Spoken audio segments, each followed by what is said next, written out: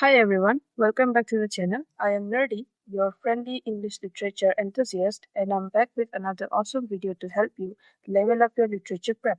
Whether you're preparing for TGT or PGT English literature exams, this video is going to walk you through a solid strategy to crack it. So let's dive right in. There's so much to cover in literature that you can't predict what might come in the exam. That's why your first step should be to get hold of previous year question papers. Analyze them, understand the pattern, and see what topics or authors are frequently covered. For example, if you notice questions often come from lyrical ballads, you can expect Coleridge or Wordsworth to show up. You might also be asked about Romanticism or do a comparative study between these authors. So don't just read the questions, look for trends. It will help you study smart and reduce your workload. You can't truly appreciate literature without knowing its history. Understanding the timeline helps you grasp how authors were influenced by their times. If you're studying writers like Alexander Pope or Jonathan Swift, you will need to understand neoclassicism.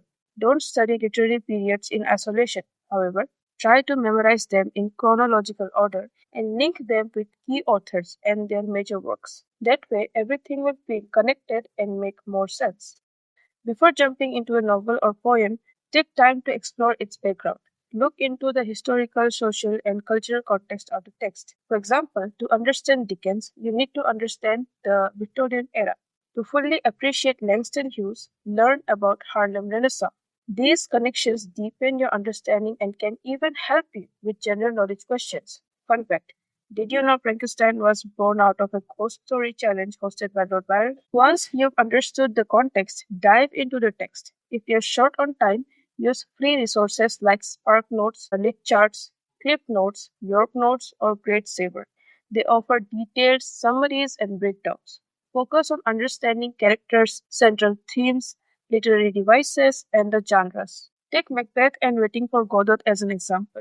Both are plays, but one is a tragedy and the other is an absurdist drama. Macbeth explores power, gender, betrayal, and ambition, while Waiting for Godot delves into post war helplessness, isolation, and the absurdity of life. Understanding this helps you analyze better. This is crucial. Learn literary terms like symbolism, foreshadowing, iambic pentameter, and so on. Practice identifying these in texts and explaining their effects. These techniques elevate your answers and help you uncover hidden meanings. For example, Toni Morrison's Beloved is an amazing use of foreshadowing, and Homer's Odyssey is a classic example of epic poetry. I highly recommend A Glossary of Literary Terms by M.H. Abrams. It is dense but incredibly useful, not just for exams but for your entire literary journey. Quotes are just as important as character analysis, especially for poetry.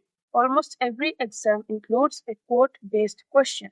Pick 5 to 10 versatile quotes from each text that reflects important themes. Use apps like Quizlet to help with memorization. Let's take Lady Macbeth's famous line. This quote touches on gender roles, power, and ambition all at once. Learning such impactful quotes will really help you enhance your answers. Reading is not enough. You need to apply what you have learned. Practice writing essays, solve past paper questions, and ask for feedback. Rewriting what you have learned in your own words boosts retention, improves grammar, and trains you to think clearly under pressure. This habit will definitely pay off in the actual exam. That is it for today's video. Let me know your thoughts in the comments and feel free to ask any questions. In the next video, we will do a deep dive into how to study the history of English literature. So if that sounds interesting, don't forget to subscribe, like, and share this video with your fellow literature lovers. Till then, keep studying and stay nerdy. Bye.